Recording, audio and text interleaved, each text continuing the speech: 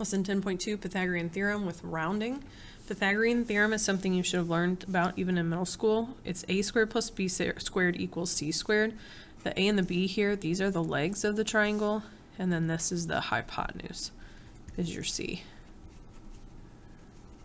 And they want us to round to the nearest tenth if we need to. So the legs of this triangle make the 90 here.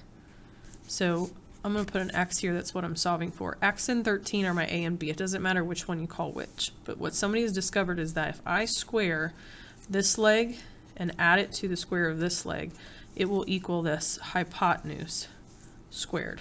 And the hypotenuse is always the side opposite or across from the 90. So to solve this, you can figure out what these numbers are, or you can really just keep them squared and just smooth that whole thing. So 21 squared minus 13 squared.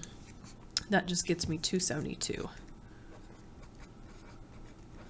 And then to get x not being squared, I would do the opposite, which is to square root. That makes that square cancel. It gives me just x. And since they want a decimal, I simply square root my answer. And to the nearest tenth would be 16.5, which looks reasonable. Okay, and the number 2 is the same thing, but this time we know the legs, because these make the 90. This is the hypotenuse.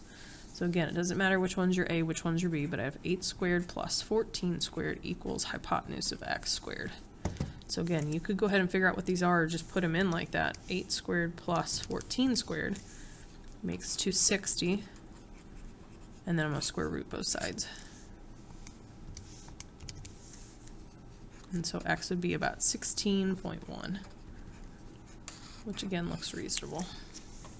And that's it.